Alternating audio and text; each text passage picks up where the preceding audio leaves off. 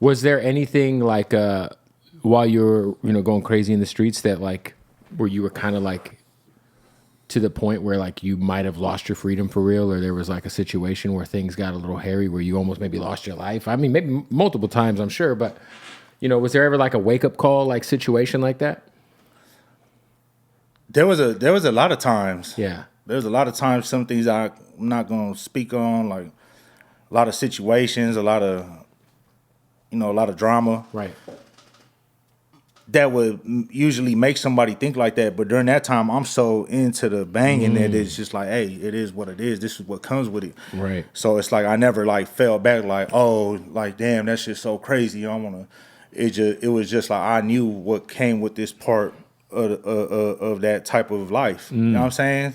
So it was, getting shot at, fights, fades, hitting the county jail, you name it. You know what I'm saying? County jail is, everybody says it's like LA County jail is the most fucking just wild place to go because it's like a free for all, right? I feel like because if you end up in prison out here, there's more of a organized program, right? As to where in the county jail, it's like everybody banging in the county jail, right? So it's like you might be in a holding cell with your fucking ops. And you're gonna have to run that. You know what I'm saying? So it's more it's more structured in the pen to where it's like more rules and right. And people kind of like go together. Like I was talking to G Perico a little bit about this. He was like, "Yo, you might fight." Squabble with somebody in the county jail, but then if you end up in the pen with them, when you get to the pen, it's a different situation, right? Because then it's like it goes by like numbers, like you gonna ride with who's riding with you type shit. So yeah, it's different. It's different over there. How did you get the scar on your face, if you don't mind me asking? It was a lot of events that day that I wouldn't like to speak up on. You know what I'm saying? So yeah. To say, hey man, it's a very. I just know it was sliced. You know what I'm saying? It was a blade or a razor. No, it was glass. It was glass. Yeah. Oh, so was it like a bottle? Something like that. Okay. Yeah. Damn. Yeah. Well, hey, but you know what? Now that you're a hip hop artist, that scar looks fucking sick. Like. Yeah. But the more bigger you get, the more people are gonna ask. A lot of people are asking about it, but.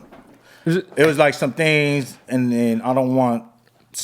I can't say certain things. Right. Then an altercation happened.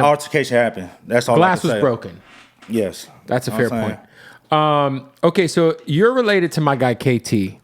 Yeah, shout out to my uncle KT, Uso KT, the boss. You know what I'm saying? My dog in Vegas. I love that guy so much. Which means you're also related to the Usos from the WWE. Yeah, I'm tied in with them too.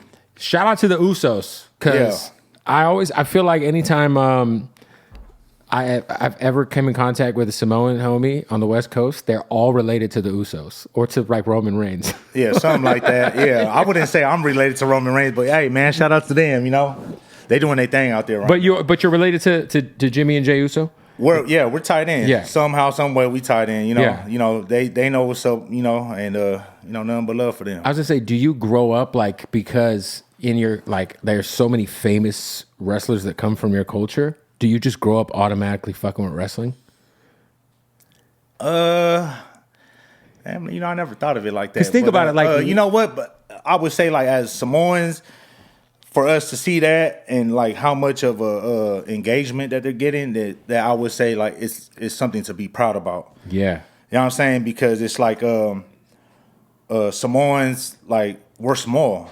Such a small minority. Such small, but we make running wrestling. Yeah, at the biggest level. But we gonna make an impact from football. I'm about to say offensive and defensive lines.